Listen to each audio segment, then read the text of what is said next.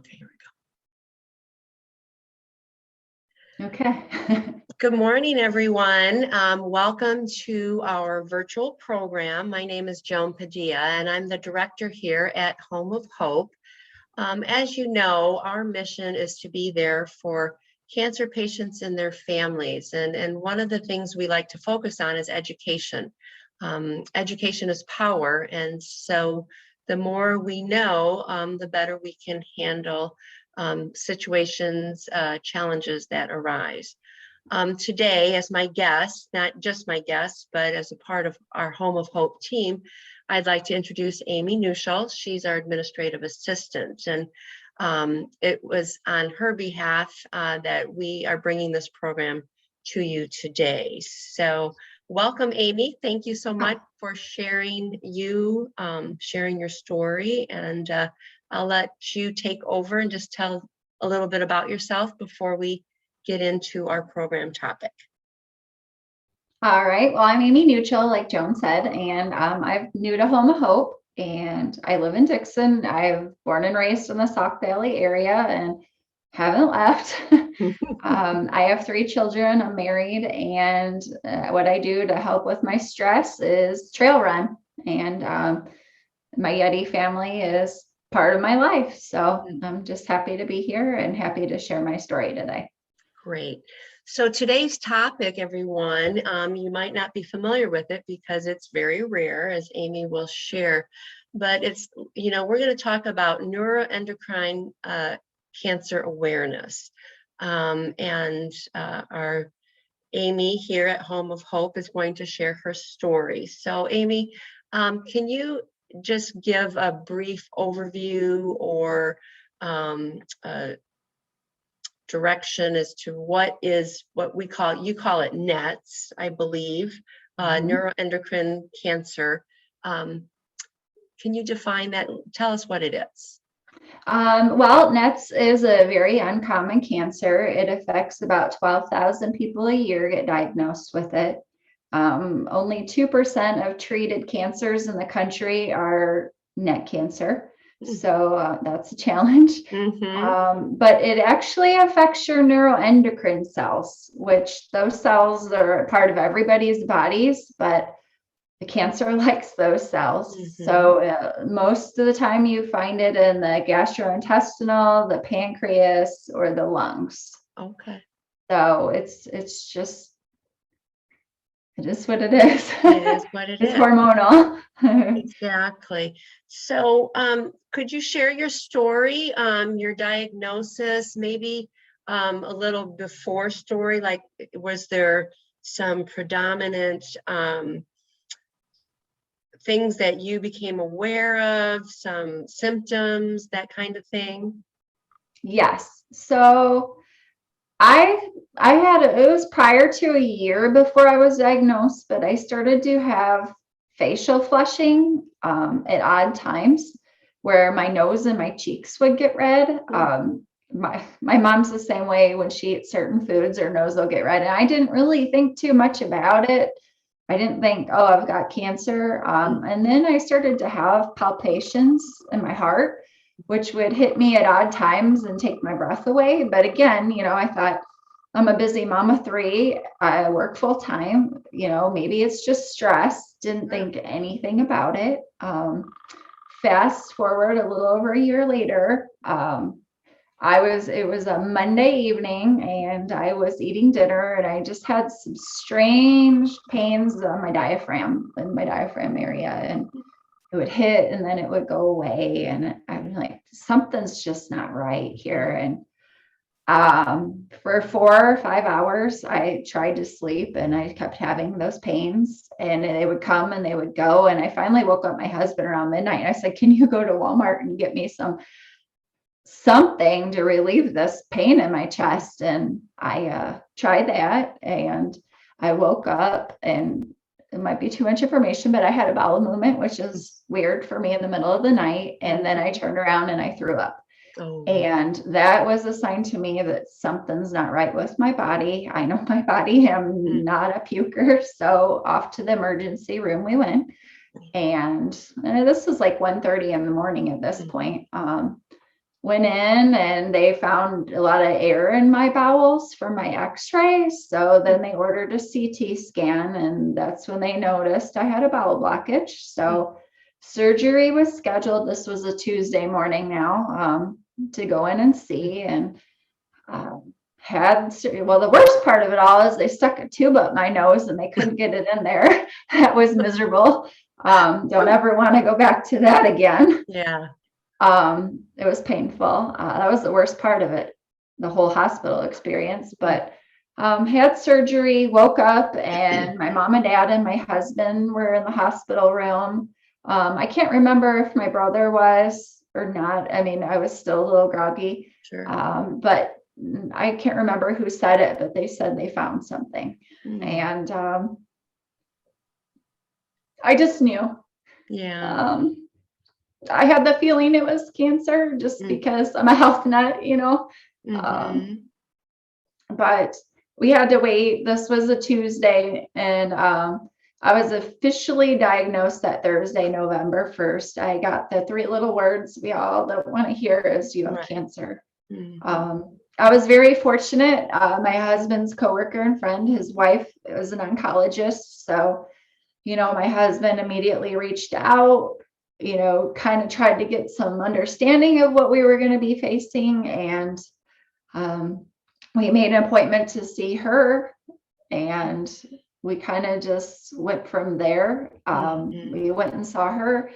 I knew my cancer was rare. I was referred to either Northwestern, or I could go to University of Iowa hospitals and clinics. And from what I was reading about the University of Iowa, that's where I wanted to go.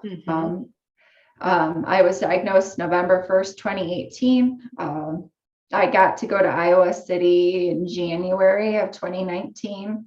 When they went in to do the surgery and found the cancer at CGH here in Sterling, they couldn't go in. It was attached to too many blood vessels and everything. So had the big boy PET scan, found out it was all localized down. It's in my ileum, which is the final leg of your small intestine that connects to your colon. I am stage 4. It did go to my regional lymph nodes. They got the tumor out. They got most of the lymph nodes out. Currently, I'm just kind of scanning and waiting. I do have some residual lymph nodes in my body right now. So that's kind of where I'm at. Yeah. So the treatment then, is it always just surgery, Amy, or does it vary? Because, you know, a lot of times with cancers, we hear that it's a combination of, it can be chemo, it can be surgery, it can be chemo and surgery, it could be just radiation. So I know certain cancers respond to certain treatments more than others. So what does your team say to you as far as your treatment? What's necessary? Was it just the surgery? Well, when I went to Iowa City, my parents went with me, thankfully, and my husband, because they could ask the questions, because it's overwhelming. I mean, we were there for over 2 hours talking, and Dr. Dillon is my doctor out in Iowa City. We were told that I got lucky. My cancer is a well-differentiated tumor. So what that means is it's slow growing.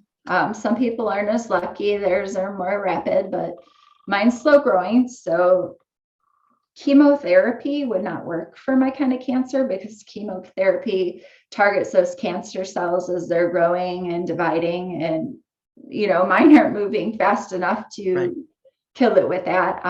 The only cure for my cancer is surgery. Unfortunately, you know, it's hiding in lymph nodes right now. So that's not an option for me at this moment. I guess my diagnosis protocol is going to follow. When you have neuroendocrine cancer, I have the functional tumors, which secrete hormones. My biggest hormone is serotonin. So sometimes when those hormone levels build up too much in the body, you get carcinoid syndrome. Okay. So that's where I was getting the flushing and the heart palpitations. I'm not really having that right now. But once that progresses, where I have more palpitations and flushing, the diarrhea will increase. I can have swelling in my extremities. The treatment option then, which would be for the rest of my life, would be a somatostatin analog. And what that is it's like a hormone blocker that they put into your system that helps suppress those hormones from going into your body. And it's to help manage the symptoms of all of the carcinoid syndrome, but it's also supposed to help with the tumor growth and, trying to help shrink your tumors. But unfortunately, with this kind of cancer, it's not well studied for a long time. So we're still learning. But I have option of octreotide or lanreotide. They will be monthly shots. Okay. They're given in your butt. I'm told they're very painful, and but I'm deferring right now. My doctor agrees with me that it's not time yet. So as long as I can, I'm 3 years out and I feel very fortunate. I'm as healthy as I am, and it hasn't interrupted my daily life. Sure. But that would be the next option for me. After the shots, if things go worse, they have a new treatment called PRRT therapy, which was developed in 2018. And what that is they go in and they put it through an IV, and it goes in, and it's like a radioactive material that binds to the somatostatin on your neuroendocrine cells, I guess. And it puts the radiation in the cells or the tumors and helps. The hope is to destroy those.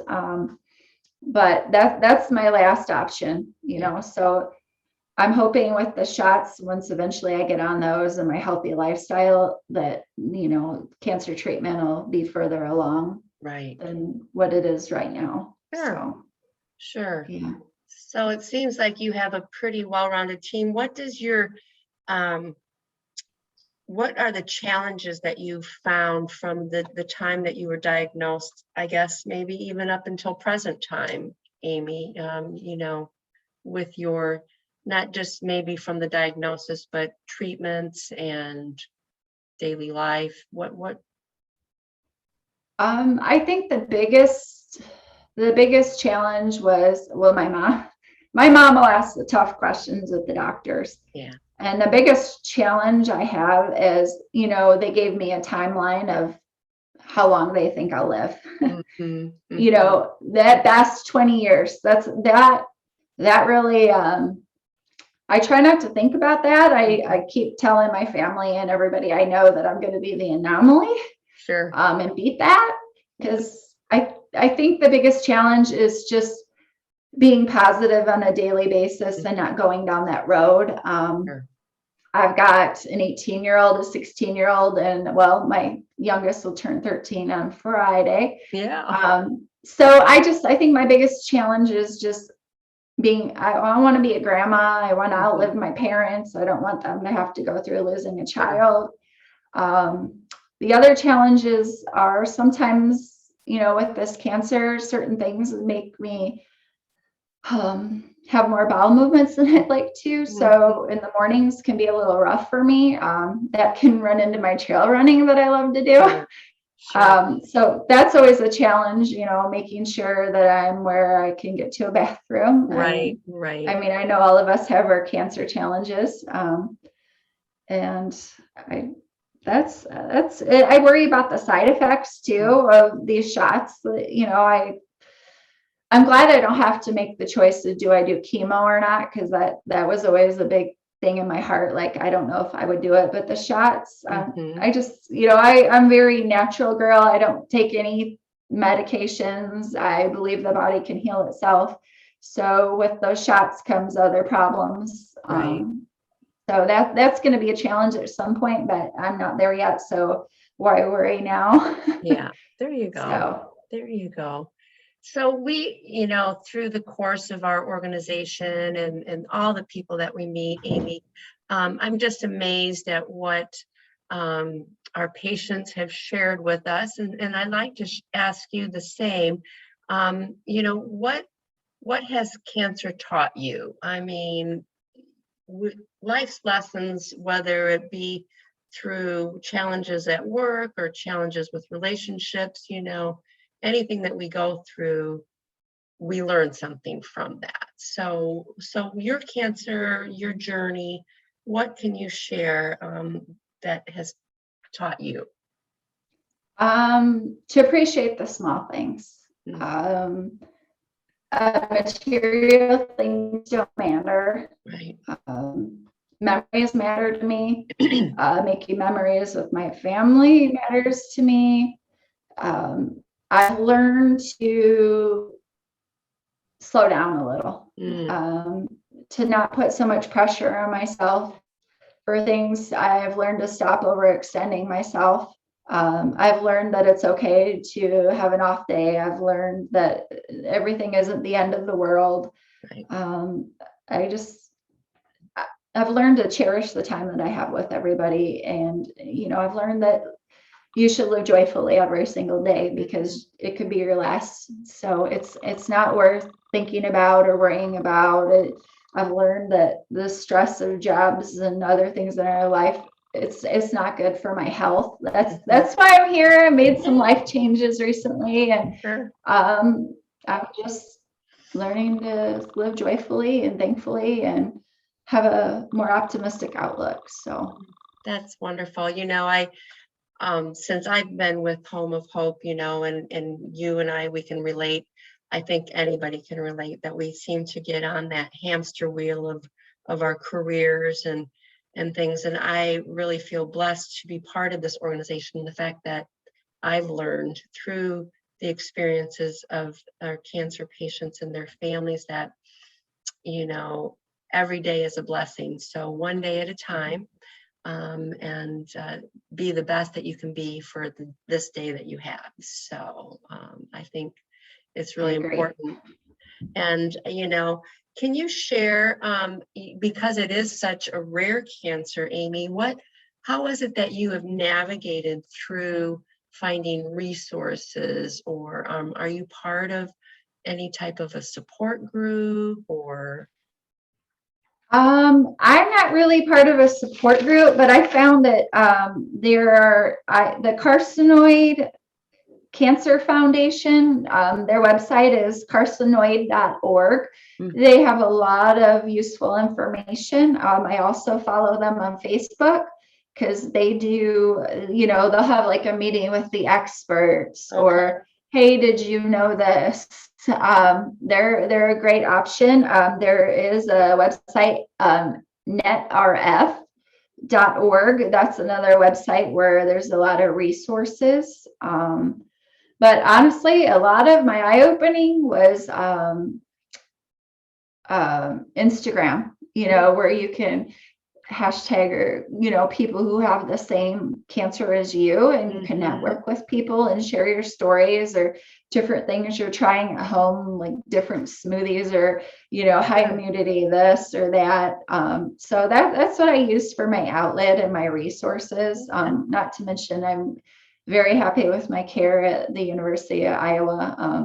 I feel very fortunate that I have a medical team that is well read on the topic of neuroendocrine cancer or neck cancer. So those are my resources. Great. It's amazing the facilities, the resources that we do have around this area.